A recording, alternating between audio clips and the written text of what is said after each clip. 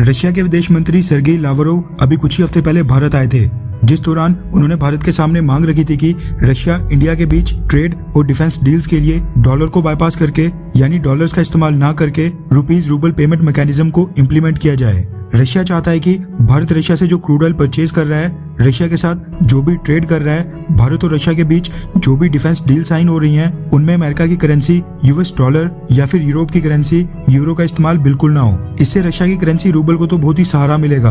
अगर भारत और Russia dollar को बाईपास करके रुपीज रूबल पेमेंट मैकेनिज्म को अपनाते हैं, इससे अमेरिका को तो खैर कोई आर्थिक नुकसान या फिर उसको कोई फर्क तो पड़ेगा नहीं, लेकिन अमेरिका को ये गवारा नहीं है कि रशिया को इससे राहत मिले। लेकिन रशिया अब रूबल्स में ट्रेड करने के लिए बहुत ही उत्सुक दिखाई दे रहा है। रशिया ने रूबल्स में पेमेंट के लिए पोलैंड और बुल्गारिया की गैस सप्लाई अचानक से रोक दी है, जिसके बाद यूरोप में गैस प्राइसेस 28% तक बढ़ गए हैं। भारतीय सरकार रुपीज रूबल पेमेंट सिस्टम के ऊपर कोई फैसला नहीं कर पा रही है। शुरू में तो इसके पीछे का कारण रशियन करेंसी रूबल्स का लगातार फ्लक्चुएट होना बताया जा रहा था, लेकिन अब तो रशियन करेंसी रूबल्स भी काफी स्टेबल हो गई है। स्टेबल के साथ साथ इंडियन रुपीज से भी स्ट्रॉन्ग पोजीशन पर है। एक यूएस डॉलर की आज की डेट में कीमत 76 इंडियन रुपीज के बराबर है, जबकि रूबल्स की बात करें तो एक यूएस डॉलर 71 रूबल्स के बराबर है।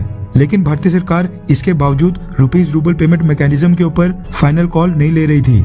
रशिया के लिए दिक्कत यह है कि ऐसी कई सारी आइटम्स हैं जो रशिया को आज की डेट में यूरोप और वेस्टर्न देश सप्लाई नहीं कर रहे हैं। रशिया वो सारी आइटम्स इंडिया से परचेज करना चाहता है, लेकिन भारत के एक्सपोर्टर्स और ट्रेडर्स पेमेंट इशू के कारण रशिया के ऑर्डर्स नहीं ले पा रहे हैं। इसलिए रशिया ने भारत को नया ऑफर दिया है, जिसको ड्यूल पेमेंट सिस्टम कहा जा रहा है। रेफरेंस के लिए आपकी स्क्रीन के ऊपर हिंदुस्तान टाइम्स के आर्टिकल का स्क्रीनशॉट है, जिसके मुताबिक रशिया ने भारत को ऑयल और बाकी ट्रेड के लिए डुअल पेमेंट सिस्टम का ऑफर दिया है। रिपोर्ट्स के मुताबिक रशिया ने भारत के ऊपर प्रेशर कम करने के लिए कहा है कि भारतीय सरकार चाहे तो भारत जो रशिया से एनर्जी इंपोर्ट कर रहा है, क्रूड ऑयल और कोल परचेज कर रहा है, उसके लिए भारत रशिया को डॉलर्स या यूरो में पेमेंट कर ले, जबकि जो दोनों देशों के बीच बाकी का ट्रेड होगा, आम आइटम्स दोनों देश एक दूसरे से परचेज करेंगे, उसके लिए रुपीज रूबल पेमेंट मैकेनिज्म को अपनाया जाए। रशिया के सेंट्रल बैंक और स्टेट बैंक ऑफ रशिया के अधिकारियों ने पिछले हफ्ते सेंट्रल बैंक ऑफ इंडिया और फाइनेंस मिनिस्ट्री के अधिकारियों के सामने ये प्रपोजल रख दिया है, जिसके ऊपर इंडिया ने अभी तक हामी नहीं भरी है।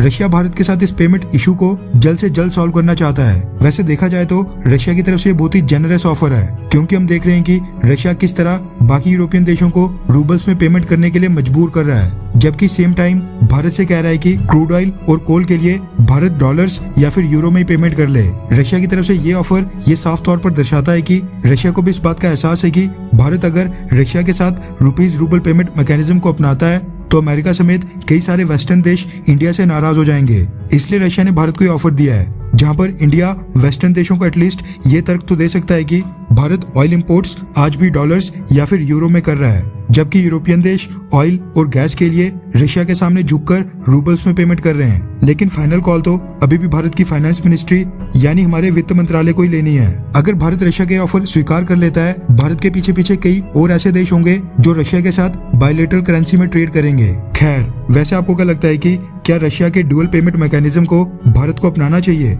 हाँ या फिर ना? नीचे कमेंट करके अपनी राय जरूर बताएं।